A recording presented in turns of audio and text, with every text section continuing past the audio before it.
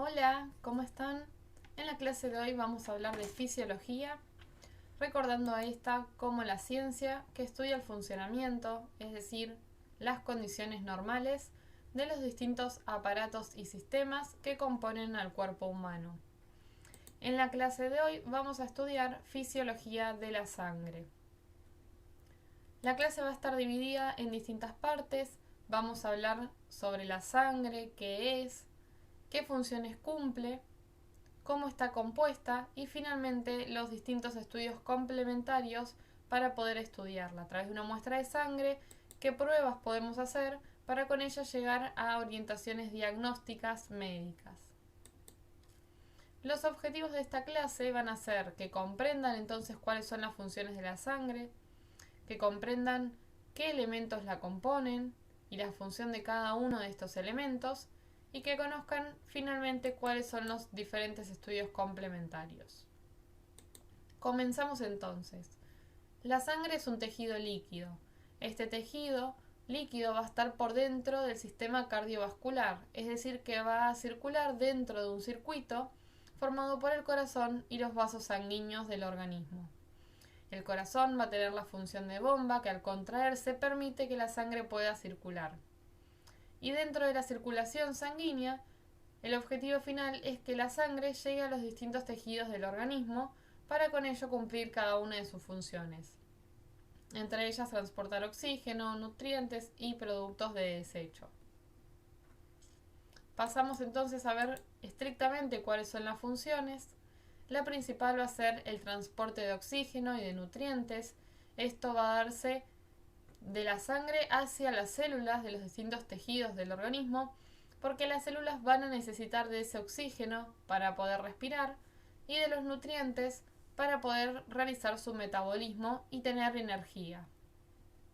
Por otro lado, todos los desechos que se formen en la célula y el dióxido de carbono va a ser transportado desde los tejidos a través de la sangre hacia los órganos de excreción. Por ejemplo, todos los gases de desecho se van a excretar en cada exhalación a través de los pulmones. Todo lo que sea de desecho que sea hidrosoluble, es decir, que se pueda solubilizar en agua, va a desecharse a través de la orina. Y el resto que se metabolice en hígado va a eliminarse a través de la materia fecal. Además, la sangre va a constituir un medio de transporte para las hormonas. Ya vamos a ver dentro de fisiología del sistema endocrino que vamos a tener órganos o glándulas que se encargan de producir hormonas, y estas hormonas van a tener una función a distancia del órgano que las produce. Entonces, para llegar al órgano donde tiene que cumplir su objetivo, las hormonas van a tener que viajar por sangre. También la sangre va a tener una función hemostática, es decir, que se encarga de, por un lado, mantener la sangre en estado líquido, siempre va a estar circulando de forma líquida dentro de los vasos sanguíneos, pero a veces, si alguno de estos vasos se lesiona, tiene la capacidad de poder coagularse cuando sea necesario para evitar que haya algún sangrado. Gracias a este equilibrio de coagulación y de fibrinólisis es que lo va a poder lograr. Y además la sangre va a contener a las células que constituyen parte del sistema inmune. El sistema inmune es el que se encarga de la defensa del cuerpo ante todo lo que el cuerpo reconozca como extraño. Por ejemplo, ante microorganismos. Nos va a defender contra bacterias, contra virus, hongos, parásitos, ¿sí? Bien, entonces la sangre es un tejido líquido que circula a través de los vasos sanguíneos con la función de llevarle a los tejidos oxígeno y nutrientes, de deshacerse de los desechos y el dióxido de carbono, y va a tener funciones de coagulación, de transporte de hormonas y de transporte de células del sistema inmune que, al estar todo el tiempo circulando por la sangre y por todos los tejidos, ante el reconocimiento de algo extraño, van a poder defendernos. ¿Cómo va a estar entonces compuesta la sangre? Vamos a clasificar dos grupos. Por un lado tenemos a los elementos formes y por el otro el plasma. Los elementos formes van a ser elementos semisólidos, particulados, es decir, van a ser células. Van a ser diferentes componentes derivados de células y cada uno de ellos también va a tener diferente función. Por otro lado tenemos al plasma. El plasma es un fluido translúcido, color amarillento, que representa la matriz extracelular líquida en la que van a estar suspendidos todos los elementos formes. Acá lo que vemos en esta imagen es dos tubitos con una muestra de sangre, sí es la misma muestra, solo que en uno tenemos a los elementos formes con el plasma todo mezclado, y en el segundo dejamos pasar un tiempo y todos los elementos formes, al ser más pesados y tener mayor densidad, van hacia la porción inferior del tubito, y lo que queda sobrenadante por encima va a ser el líquido de plasma, que dijimos que era un fluido translúcido amarillento. Entonces, acá de forma más esquemática, nosotros vamos a tener la sangre, todo esto va a estar mezclado, pero si dejamos pasar un tiempo, lo centrifugamos, el 45% que está formado por células va a ir hacia la porción inferior y el otro 55% va a estar formado por plasma. Todos estos van a ser componentes de la sangre, ¿sí? Elementos formes o células y plasma. A su vez, el plasma va a estar formado por agua, que va a ser el principal solvente para poder transportar a todas las sustancias. Va a estar formado por sales, que las sales permiten regular el balance osmótico, el pH, la permeabilidad de las membranas y todo esto porque va a contener diferentes electrolitos, como sodio, potasio, calcio, magnesio, cloro, bicarbonato. Además, el plasma va a estar compuesto por proteínas plasmáticas, como albúmina, proteínas que me permiten la coagulación como el fibrinógeno y proteínas que me permiten la defensa, ¿sí? Los anticuerpos, que se llaman inmunoglobulinas. Dentro del componente celular, que van a ser los elementos formes, vamos a tener eritrocitos, que se encargan del transporte de oxígeno y dióxido de carbono, leucocitos, que intervienen en lo que es el sistema de defensa contra las infecciones, las plaquetas, que intervienen en la hemostasia, y luego además, que ya estos no son células, sino que son nutrientes, van a ser la glucosa, ácidos grasos, vitaminas, hormonas y productos metabólicos. Todo esto va a estar entonces dentro de la sangre. Vamos a ver cada uno de ellos de forma más específica. Dentro de lo que son los elementos formes, dijimos que eran elementos semisólidos, que estaban formados por células o partes. Estos entonces van a ser células sanguíneas que circulan dentro de los vasos y se va a dividir en tres grupos: glóbulos rojos, glóbulos blancos y plaquetas. ¿Sí? Como vemos en esta imagen, dentro de lo que es vasos sanguíneos, arterias, venas y capilares, vamos a tener la circulación de sangre. Los elementos formes, glóbulos blancos, rojos y plaquetas, inmersos en el líquido que se llama plasma. Analizamos entonces cada uno de los elementos formes. Los glóbulos rojos, también llamados eritrocitos, van a ser el elemento forme más abundante en la sangre. El glóbulo rojo va a tener en su interior una proteína muy importante que le permite ejercer su función, que se llama hemoglobina. Es el principal componente y la hemoglobina lo que va a hacer es unirse a moléculas de oxígeno para poder transportarla a través de la sangre hacia los tejidos. A su vez, los eritrocitos tienen una vida media, si no es que los eritrocitos o los glóbulos rojos son siempre los mismos, sino que todo el tiempo se crean nuevos y se destruyen los que están ya envejecidos. La vida media es de 120 días. Cada esta cantidad de días hay un recambio de los glóbulos rojos. Bien, entonces, al ser el elemento forme más predominante, ¿sí?, en la sangre, es el que va a tener la principal función, que es el transporte de oxígeno. Acá vemos un vaso sanguíneo, dentro de él vemos un glóbulo rojo que va a contener cientos de moléculas de hemoglobina que transportan oxígeno. Y si hacemos zoom, vamos a ver a la molécula de hemoglobina, que está formada por un grupo hemo y una proteína que se llama globina. La hemoglobina entonces es el componente más importante de los glóbulos rojos, compuesto por la proteína hemo, que es la encargada de fijar el oxígeno para hacer el intercambio de gases. Cuando la sangre pase por los pulmones, esta proteína hemoglobina se va a encargar de captar todo el oxígeno que nosotros ingresamos a los pulmones a través de la respiración y de deshacerse de todo el dióxido de carbono que fueron productos de desecho en los tejidos.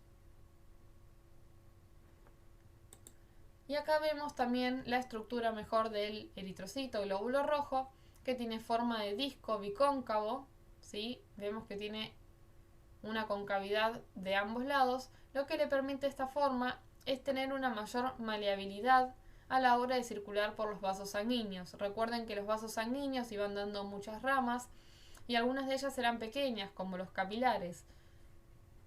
Los glóbulos rojos tienen que tener la capacidad de poder ir deformándose para poder pasar por los diferentes vasos sanguíneos y no romperse.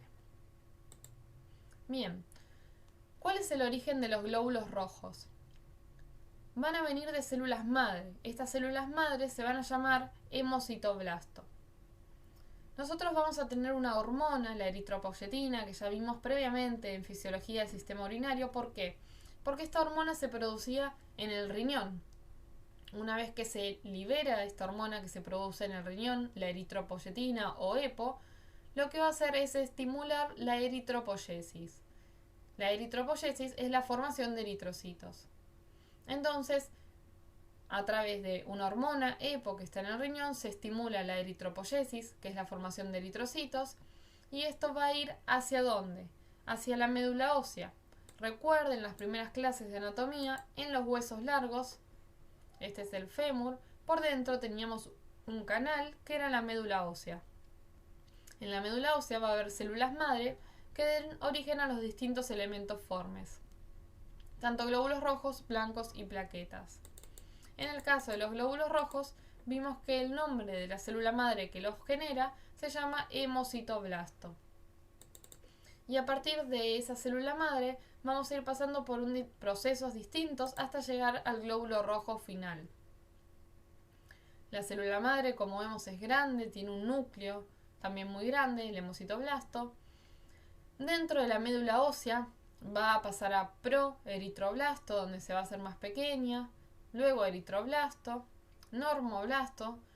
A lo largo de este proceso va a ir perdiendo distintos componentes, se va a ir achicando el núcleo, hasta que se libera de la médula ósea dentro del canal de los huesos a la sangre periférica.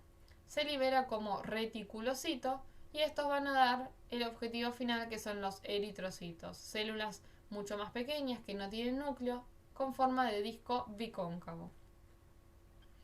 Entonces, lo más importante de los glóbulos rojos es la hemoglobina, el pigmento rojo que va a tener la función de captar el oxígeno en los alvéolos pulmonares y de llevarlo hacia los tejidos.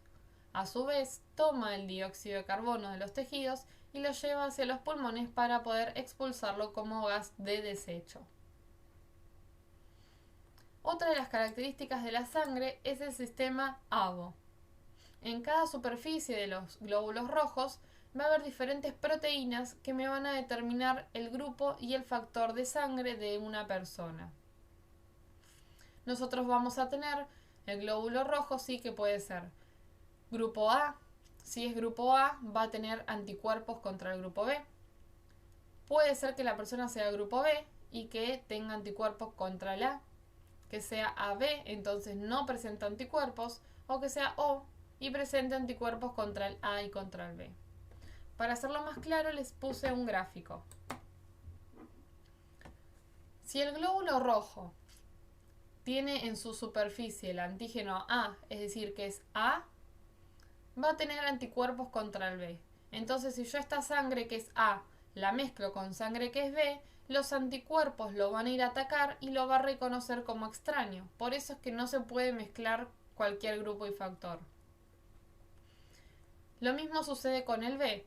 Una persona que tiene sangre grupo B, ese glóbulo rojo va a tener en su superficie antígenos B y va a tener anticuerpos anti-A. Es decir, si yo mezclo algo que tiene A, ya sea, por ejemplo, el A o el AB con el B, me va a reaccionar. Por otro lado, el AB. El AB lo que va a tener es antígenos A, antígenos B, ¿sí? Va a tener a los dos y no va a tener anticuerpos. Entonces yo voy a poder mezclarlos con solamente el A, que lo va a reconocer como propio porque como ven, el AB tiene antígeno A y antígeno B no tiene anticuerpos. Si yo le mezclo sangre A alguien AB, va a compartir el mismo antígeno, ¿sí? No lo va a reconocer como extraño. Y el grupo O no va a tener ningún antígeno en su superficie, pero sí va a tener anticuerpos contra el anti-B y el anti-A, por lo cual no va a poder recibir sangre de los mismos. Esto es lo que me va a definir el grupo, si la persona es A, B, AB, U, O. Y entonces, dependiendo qué sea la persona reconoce como propio al mismo antígeno y va a tener anticuerpos contra el contrario. El AB no tiene anticuerpos y el O tiene anticuerpos tanto contra el A como contra el B. Lo otro que me caracteriza la sangre es el factor. El factor sanguíneo es el RH. El RH hace referencia a la presencia de la proteína D en la superficie de los glóbulos rojos. Entonces, si el factor es RH positivo, quiere decir que ese glóbulo rojo tiene en su superficie la proteína D. Entonces va a reconocer como propia a las células que tengan también esa proteína, es decir, que alguien de factor positivo puede recibir sangre de otro positivo, y a su vez va a poder recibir del negativo porque como no lo tiene, no lo va a reconocer como extraño. A diferencia de los que son factor RH negativo, que como no tienen a la proteína D, sí van a tener anticuerpos como la misma. Entonces, ellos van a poder recibir sangre solamente de los RH negativos. Porque si un RH negativo que no tiene la proteína D recibe sangre de un positivo que sí la tiene, va a reconocer a esa proteína D como extraña y va a ir a atacar a ese glóbulo rojo. A diferencia del positivo, que va a reconocer como propio a otro positivo porque también tiene la proteína D, y va a reconocer como propio a uno RH negativo porque al no tener esa proteína D no va a tener ningún tipo de reacción adversa. Entonces, para resumir todos los grupos y factores, quiénes pueden donar a quién y quiénes pueden recibir de qué sangre, les hice un cuadrito para hacerlo más claro. En el mismo vamos a ver todas las opciones de grupos y todas las opciones de factores. Vamos con el A positivo. El A positivo dijimos que al ser A tiene antígenos A, es decir, que reconoce al A como propio, y tiene anticuerpos contra el B. Entonces al B lo va a reconocer como extraño. Al ser positivo, tiene en su membrana la proteína D. Y como dijimos, puede recibir tanto del positivo como del negativo, porque como el negativo no tiene la proteína D, no la va a reconocer como extraña. Entonces, una persona que es grupo y factor A positivo, le va a poder donar sangre a otro A positivo, porque es la misma sangre, y al AB positivo, ¿sí? Para ejemplificar. Alguien que es A positivo tiene el antígeno A y tiene anticuerpos contra el B. Entonces, ¿a quién le va a poder donar? A otro igual, a otro A positivo y a un AB positivo. ¿Por qué? Porque el AB no tiene anticuerpos. Entonces, al A lo va a reconocer como propio porque tiene el mismo antígeno y al no tener anticuerpos va a poder donarle sangre a ese grupo sanguíneo también. Y siempre al positivo. ¿Sí? Recuerden que un positivo no le puede dar a un negativo porque el negativo sí lo va a reconocer como extraña a esa proteína D. ¿Y de quién va a poder recibir? Va a poder recibir del A, tanto del positivo como del negativo porque uno es positivo, y del O. ¿Por qué del O? Porque como habíamos dicho, el O no tiene ningún antígeno. Entonces, al no tener ningún antígeno, va a poder recibir del mismo, ¿sí? Vamos con el A negativo.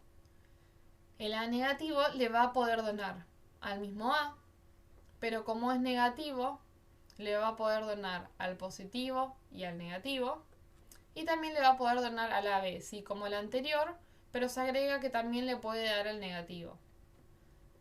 Como dijimos, siempre el negativo le puede dar al negativo y al positivo, pero solamente va a poder recibir del negativo. Entonces el A negativo va a poder recibir únicamente del A negativo y del O negativo. Es exactamente lo mismo que pasa en el A con el B, pero en vez de A es B, ¿sí? El B positivo le va a poder donar al B positivo y al AB positivo y va a poder recibir de B positivo, B negativo, O positivo y O negativo. El B negativo, al igual que el A negativo, puede donarle al B positivo, al B negativo, a B, tanto positivo como negativo, y solamente va a poder recibir de B negativo y de O negativo. Ahora ya pasamos a algo diferente, que es el AB. Si recordamos al AB, entonces, que tenía antígenos A y B y no tenía ningún anticuerpo. Entonces, el AB positivo solamente le va a poder donar al AB positivo, pero va a poder recibir de todos los grupos. ¿Por qué? Al ser AB positivo, va a reconocer al A como propio, entonces puede recibir del A, va a reconocer al B como propio, va a poder recibir del B, va a reconocer al AB como propio porque es el mismo, y al ser positivo puede recibir tanto de positivos como de negativos. Entonces el AB positivo se llama receptor universal porque puede recibir de todos los grupos. El AB negativo le va a poder donar solamente al AB, tanto positivo como negativo, y va a poder recibir solamente de todos los grupos, pero que sean factor RH negativo, es decir, del A negativo, del B negativo, del AB negativo y del O negativo. Pasamos al otro ejemplo que es con el O. El O dijimos que no tiene antígenos y que va a reconocer como extraño tanto al A como al B. Entonces, el O positivo le va a poder dar a cualquiera, porque no va a tener ningún antígeno. Le va a poder dar al A, le va a poder dar al B, le va a poder dar a la B y al O, y al ser positivo solamente a los positivos, pero únicamente va a poder recibir de los que sean O. ¿Por qué de los que sean O? Porque como tiene anticuerpos contra el A y contra el B, si le doy A, reconoce al A como extraño. Si le doy B, reconoce al B como extraño. Si le doy a B, va a reconocer a ambos como extraño. Entonces solamente va a poder recibir del O positivo y del O negativo. Y el peor de todos va a ser el O negativo. ¿Por qué? Porque este le va a poder donar a todos los grupos. Es decir, es el dador universal, pero es el más complicado porque solamente va a poder recibir del O negativo. ¿Sí? Es el más difícil de conseguir porque va a tener solamente una opción para poder recibir. ¿Sí? Este cuadrito se los dejo para que lo puedan copiar y lo puedan volver a analizar mejor. Es muy importante si lo complementan con este para poder entenderlo bien. Y además este cuadrito debería sumarse lo que es el RH. El RH positivo tiene así en su superficie una proteína que se llama D, por lo cual si recibe de otro positivo la reconoce como propia, por eso el positivo puede recibir de otro positivo, y el negativo sería como este que no tiene la proteína D. Entonces si alguien que la tiene recibe algo de que no la tiene, igual lo reconoce como propio, ¿sí? Porque no va a tener anticuerpos. A diferencia del negativo, que al no tenerla, si yo le doy algo que sí tiene la proteína D, lo va a reconocer como extraño. Por eso el negativo solo puede recibir del negativo, ¿sí? Y acá lo vimos ejemplificado. Todos los que son negativos pueden recibir de lo que sea negativo. Bien. Vamos a pasar al segundo elemento forme, glóbulos blancos o leucocitos. Hasta acá habíamos hablado de glóbulos rojos o eritrocitos. Los glóbulos blancos forman parte de lo que es el sistema inmune, el sistema de defensa, y van a ser las células encargadas de defender el cuerpo. Al igual que los glóbulos rojos, el origen de los glóbulos blancos también se da en la médula ósea y además en el tejido linfático. A través de una célula madre sanguínea nos va a dar dos grupos diferentes, una célula madre mieloide y una célula madre linfoide. La mieloide se va a encargar de producir los glóbulos rojos las plaquetas y dentro de los glóbulos blancos nos va a dar el mieloblasto y a partir de ellos 3 tipos de glóbulos blancos que se llaman granulocitos: el eosinófilo, el neutrófilo y el basófilo. Y la célula madre linfoide me va a dar un linfoblasto, el cual me va a producir linfocitos. Los linfocitos se pueden llamar linfocito B, linfocito T o linfocito citolítico natural. Vamos a analizar cada uno de ellos, ¿sí? Neutrófilos. Los neutrófilos son los leucocitos, que también se llaman polimorfonucleares. Dentro de los glóbulos blancos es el más abundante, va a ser el 60-70% de los mismos. Tiene un periodo de vida muy cortito, ¿sí? Por lo general dura horas, y es el primero en salir a la defensa. Lo que va a hacer como función principal es fagocitosis de bacterias y de hongos. Y fagocitosis es ir a comerse a las bacterias y a los hongos.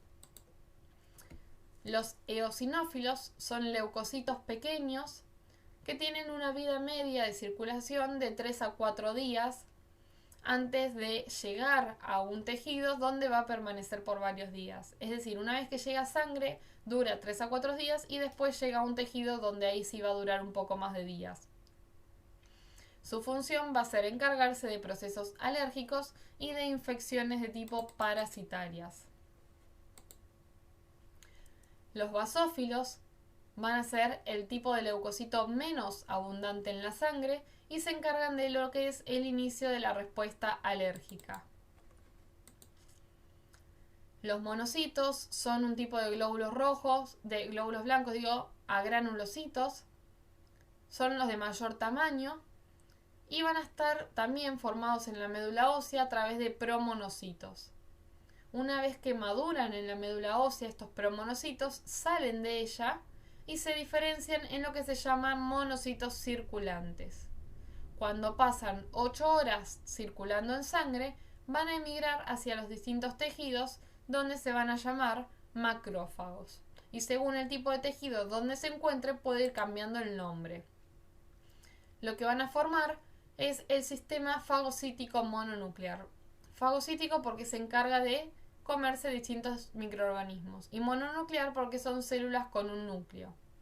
Entonces, tenemos en la médula ósea los promonocitos. Estos cuando maduran salen a sangre, viven 8 horas y después van a ir a diferentes tejidos esperando que se encuentren con algún microorganismo para poder comérselo.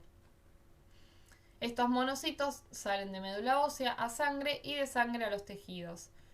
De los tejidos en donde se van a encontrar van a ser piel, llamándose acá células de Langerhans, en el pulmón, macrófagos alveolares, en cerebro, microglía, en hígado, células de Kapfer, en riñón, células del mesangio y en otros tejidos simplemente como macrófagos.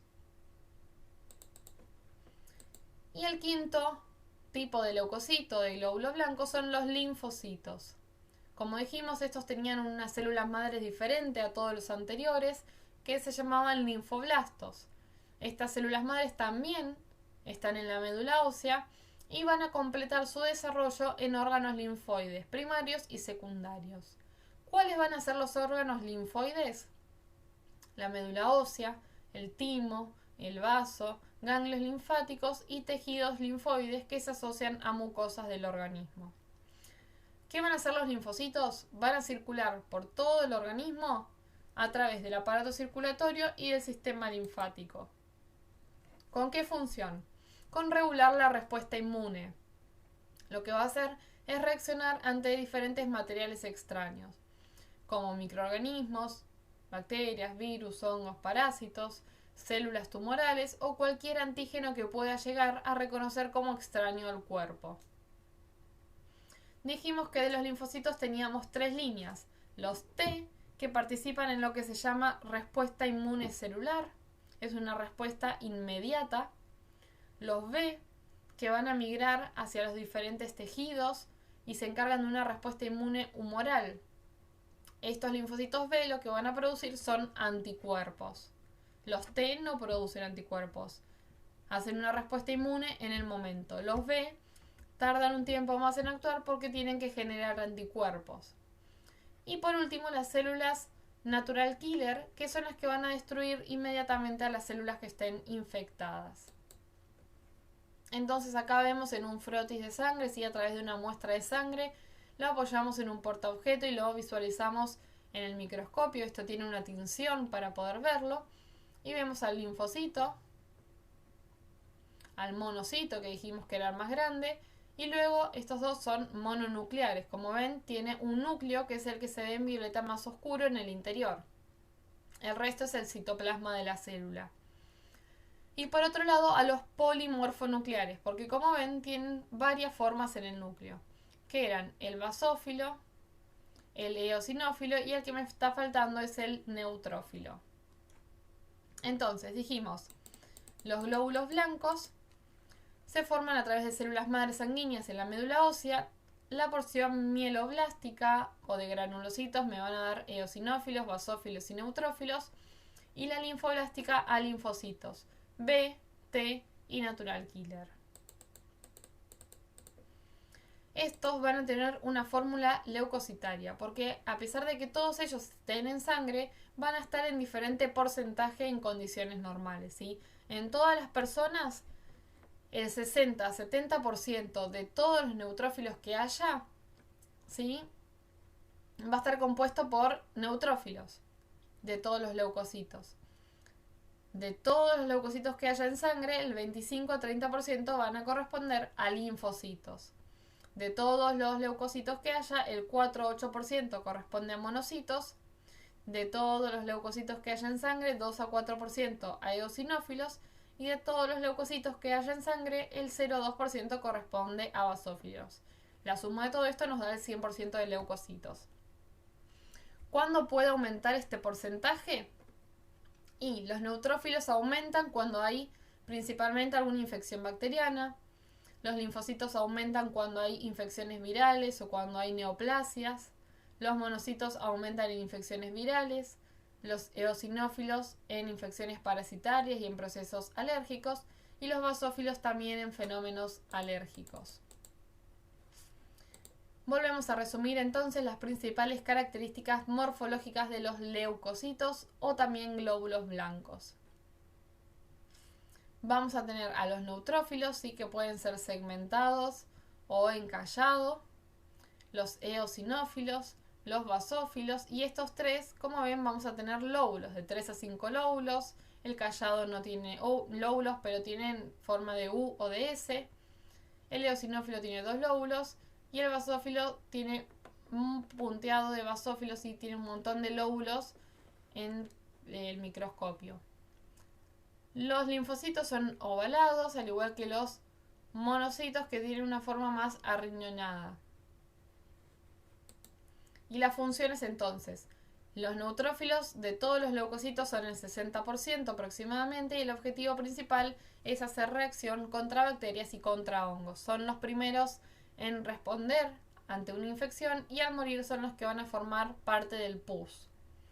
Los linfocitos eran el 30%, están más en el sistema linfático que en el torrente sanguíneo, ¿sí? Como hablamos de timo, de vaso, de los ganglios linfáticos y de las vías linfáticas.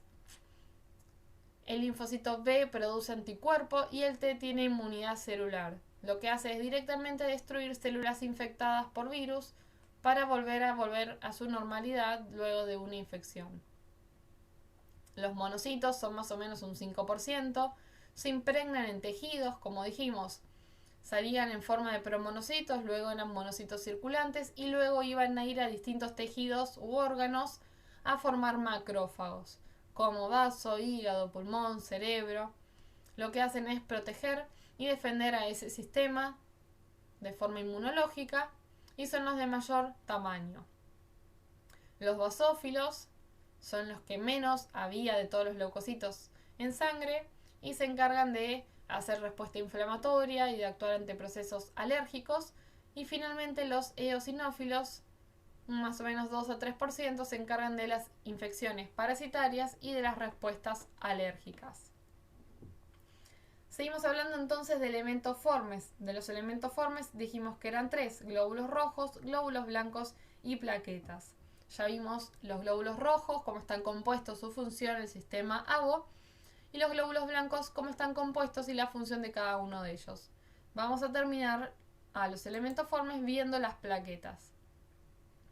Así como los glóbulos rojos también se llaman eritrocitos o los glóbulos blancos también se llaman leucocitos, las plaquetas también se van a llamar trombocitos.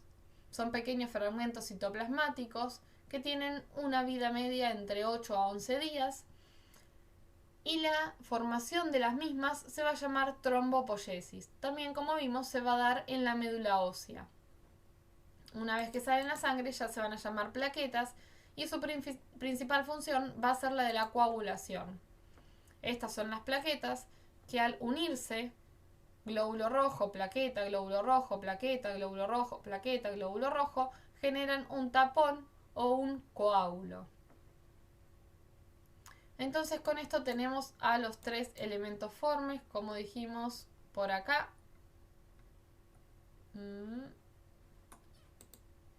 Elementos formes, elementos semisólidos, representados por células y componentes derivados de células. Los mismos iban a ser glóbulos rojos, glóbulos blancos y plaquetas. Y como vemos en esta imagen, los eritrocitos o glóbulos rojos principalmente se encargan del transporte de oxígeno y dióxido de carbono, gracias a la proteína que tenían dentro, la hemoglobina. Los leucocitos intervienen en la defensa contra infecciones, vimos que había 5 tipos y que estos iban a actuar cada uno contra un diferente microorganismo, contra bacterias, virus, parásitos, algunos contra respuestas alérgicas, otros también contra células cancerígenas. Y las plaquetas intervienen en la hemostasia, que con la hemostasia nos referimos a la coagulación. El otro componente era el plasma, que dijimos que era un líquido translúcido amarillento. Vamos a analizarlo. El plasma es entonces una solución que va a estar formada principalmente por agua, el 90%. También va a contener nutrientes como lípidos, que son las grasas, glúcidos, la glucosa, el azúcar. Tiene proteínas tanto de anticuerpos como proteínas plasmáticas, albúmina, y electrolitos, sodio, potasio, calcio, cloro, magnesio y todos los que fuimos viendo. De nuevo analizamos. Yo saco una muestra de sangre, la pongo en un tubito y tengo todos, tanto los elementos formes como el plasma mezclado. Si yo realizo la centrifugación de ese tubito, me va a quedar dividido en 3 porciones. Por debajo de todo, los eritrocitos y los glóbulos rojos. En el medio, una interfaz que va a tener a los glóbulos blancos y plaquetas, serían los leucocitos y trombocitos, y arriba, por menor densidad, me va a quedar el líquido plasmático. Como vimos, la formación de todos estos elementos formes se iba a dar en la médula ósea, que es donde íbamos a tener a las células madre que me permitían la generación de distintos precursores hasta que llegue la célula final, que iban a ser glóbulos rojos, blancos y plaquetas. Los glóbulos rojos tienen la particularidad que se destruyen en el vaso y en las células de Kupffer en el hígado. Quiero que sepan que el proceso entonces de destrucción de células sanguíneas y de glóbulos rojos se va a llamar hemocateresis. Y que no es que se destruye y se degradan por completo, sino que hay porciones del glóbulo rojo como el hierro o parte de las proteínas que se vuelven a reutilizar para volver a formarlos y no desperdiciar esas proteínas que nos aportan. Bien, hasta acá entonces, habiendo entendido qué es la sangre, el tejido líquido, en donde está circulando a través del sistema cardiovascular, del corazón y de los vasos sanguíneos, que va a estar formado por elementos formes, glóbulos rojos, blancos, plaquetas y plasma, y que cada uno de ellos va a tener diferentes funciones, vamos a ver los diferentes estudios complementarios. La sangre es el tejido que más frecuentemente se usa para las pruebas analíticas y es la prueba más frecuente de la cual podemos sacar un montón de datos. Los 3 procedimientos generales que nos sirven para obtener sangre es punzar tanto o una arteria o una vena o la punción cutánea que me permite obtener sangre capilar. En cualquiera de los 3 casos, si inmediatamente extraemos la sangre, Esta la vamos a mezclar en un tubo con un anticoagulante para que no se coagule. Vamos a obtener lo que se llama sangre entera y se mantiene en ese estado por un periodo prolongado, ¿sí? Como vimos acá, sacamos sangre, la ponemos con un anticoagulante y tenemos a la sangre entera. Pero si ese tubo lo centrifugamos a una baja velocidad, vamos a obtener dos fracciones. Por un lado, un precipitado de células compuesto por los eritrocitos, aproximadamente un 45%, y un sobrenadante que es el plasma, que va a ser el 54% restante, ¿sí? Acá lo vemos mejor. Plasma, la fracción de la capa leucocitaria, y los hematíes o glóbulos rojos. La sangre entonces siempre que se saca a través de una muestra, ya sea arterial o venosa, la vamos a mezclar en un frasquito con heparina o citrato sódico, que va a ser el anticoagulante. Eso me permite que la sangre esté toda en conjunto y que no se coagule. Si yo la centrifugo, lo que me va a quedar es por debajo glóbulos rojos, en el medio una capita de glóbulos blancos y plaquetas, y luego el plasma, que va a contener la albúmina, fibrinógeno, inmunoglobulinas y todos los nutrientes, como fuimos viendo, lipoproteínas, hormonas, vitaminas, sales, como componentes más fundamentales.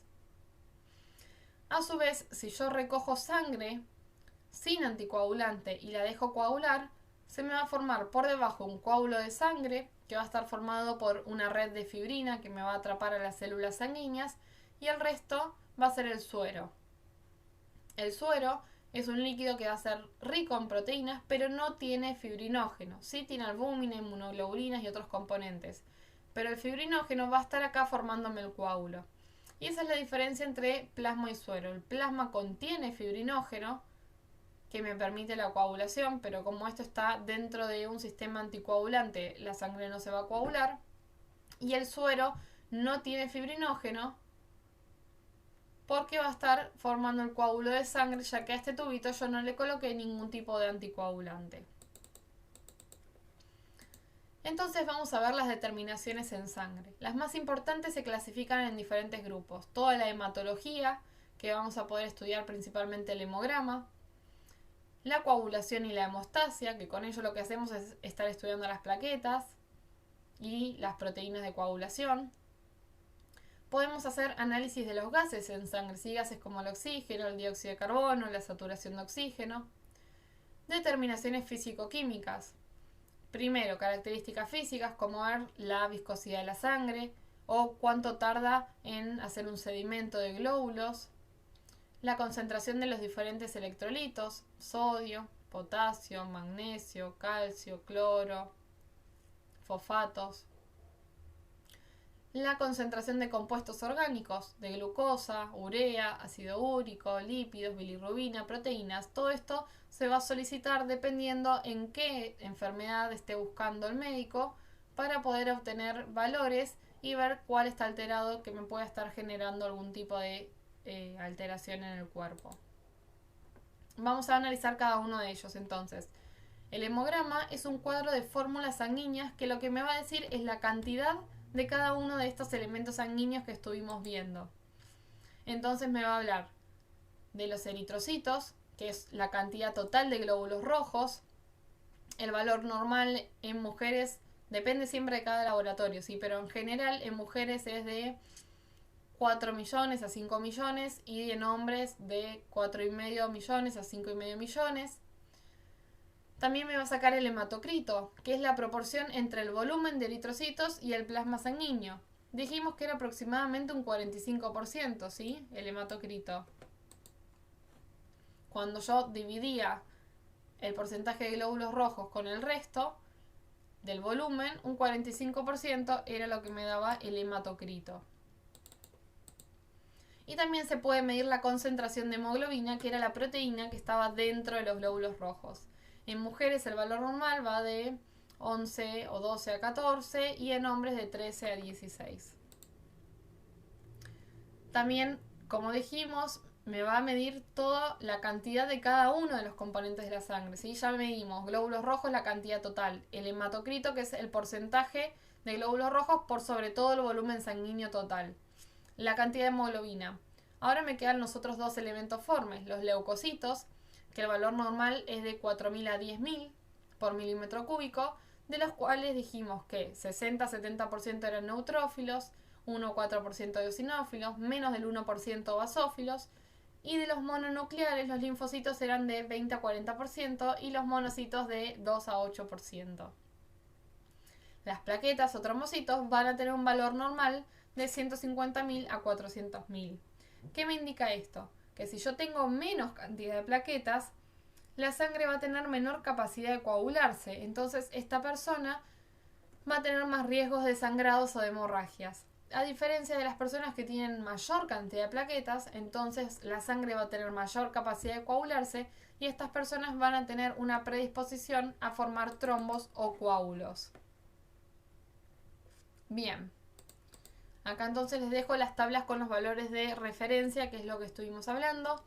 El valor normal de todo el recuento de glóbulos rojos, el valor normal de hematocrito, de la concentración de hemoglobina, el recuento de los leucocitos con la fórmula leucocitaria que me indica el porcentaje de cada uno de ellos y el recuento de plaqueta. Todo esto se va a hacer entonces a través de extracción de sangre, ya sea arterial o venosa, pero el tubito que se usa para hacer esta analítica del hemograma es el que tiene tapita lila o violeta, ¿sí? Es siempre igual en todos lados. ¿Qué otros estudios se pueden solicitar en sangre? Pensando en todos los componentes de la sangre, ¿sí? Ya estudiamos con el hemograma a todos los elementos formes, teníamos el plasma, y que lo que contenía el plasma eran iones, sodio, potasio, cloro, magnesio, fosfatos, bicarbonato, glucemia, podemos medir la cantidad de azúcar en sangre, el perfil lipídico, el colesterol total, el colesterol HDL, el LDL, los triglicéridos, el hepatograma, urea y creatinina, que lo que me medían era la función renal, ¿recuerdan? Ácido úrico, diferentes enzimas, como enzimas que actúen en el corazón, por ejemplo. Hormonas, si queremos estudiar, por ejemplo, la tiroides de una persona, podemos pedir las hormonas tiroideas. O si hay algún problema, por ejemplo, con el ciclo femenino o masculino, podemos pedir las hormonas estrógenos, progesterona, testosterona. Entonces, en el ionograma determinamos las concentraciones que circulan en el plasma de iones. Principalmente sodio y potasio son los que más se estudian, a menos que haya alguna alteración en específica y se solicite el resto. El sodio normal es de 135 a 145 miliequivalentes por litro y el de potasio de 3,5 a 5,5 miliequivalentes por litro. Y el resto, en la química clínica, vamos a tener todo el resto de las determinaciones que acabamos de mencionar.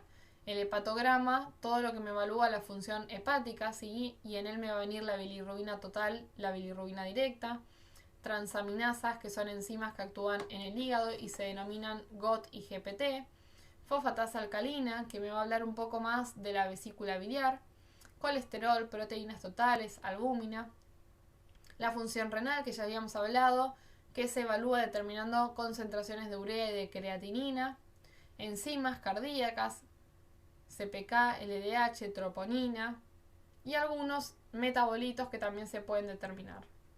Hay más cosas que se pueden pedir, ¿sí? Como dijimos, hormonas, marcadores tumorales, presencia de algún tóxico, anticuerpos, serología, pero todo esto va a depender del criterio médico para ser solicitado. Otro estudio es el frotis. El frotis también hay que sacar una muestra de sangre, ya sea arterial o venosa, y lo que vamos a hacer es extender una gotita de sangre en un portaobjetos. Este portaobjetos se va a poner al microscopio y a través de una tinción se pueden ver los elementos, ¿sí? Esto es lo que veríamos en el microscopio. Acá distinguimos fácilmente a los glóbulos rojos, ¿sí? Eran células sin núcleo en forma de disco bicóncavo. Y el resto, a través de tinciones, podemos evaluar si hay glóbulos blancos. Y acá, por ejemplo, vemos glóbulos blancos. La forma de saber cuál es cada uno es recordando la forma que tenía cada uno. ¿Sí? Habíamos hablado que los linfocitos y los monocitos eran mononucleares, tienen un solo núcleo y eran bien grandes. No impresionan que sean estos dos, en el que vemos que no son tan grandes y además están con un núcleo polimorfonuclear, ¿sí? Que están divididos en diferentes segmentos. volvemos a la imagen anterior. El neutrófilo tenía de 3 a 5 lóbulos o segmentos, el eosinófilo 2 y el basófilo tenía un punteado, ¿sí? Recuerden, acá tenemos al basófilo un punteado. Entonces los que vemos en este frotis podrían pertenecer, por ejemplo, este a un neutrófilo que vemos 3 segmentos y este a un eosinófilo que vemos 2 segmentos. Esa es la forma de darse cuenta. Y en este frotis lo que vemos es, acá recuerden que los leucocitos se encargaban de hacer fagocitosis. Acá lo que vemos es a un monocito, que era la célula más grande, deformándose para poder atrapar o comerse a un microorganismo. Bien, entonces con todo esto vimos la fisiología de la sangre, es decir, las funciones de la sangre en condiciones normales. Los objetivos eran que comprendan las funciones. Hablamos de transporte de oxígeno, transporte de nutrientes, transporte de desechos y dióxido de carbono, de transporte de hormonas, de función hemostática para coagular la sangre en momentos que necesitemos y de funciones de defensa gracias a los leucocitos. Comprender los elementos que componen la sangre y la función de cada uno de ellos. Hablamos por un lado de elementos formes y por otro lado de plasma. Elementos formes teníamos a los glóbulos rojos o eritrocitos con la principal función de transporte de oxígeno. Los leucocitos o glóbulos blancos con la principal función de sistema de defensa o inmune. Las plaquetas o trombocitos con la principal función de coagulación o de hemostasia. El plasma, que era el líquido sobre el cual estaban inmersos los elementos formes, compuesto por agua, electrolitos, proteínas, con la función de poder generar el solvente para la sangre, ¿sí? Y el transporte del resto de estas sustancias. Y conocer a los estudios complementarios, el análisis de sangre, que vamos a poder estudiar la hematología a través del hemograma. El hemograma me daba el recuento de células, la cantidad total de glóbulos rojos, la cantidad total de blancos, la cantidad total de plaquetas. A su vez podía medir el hematocrito y la hemoglobina. Y por otro lado teníamos el ionograma, la química clínica con las enzimas del corazón, del hígado, la función renal, el perfil lipídico, hormonas.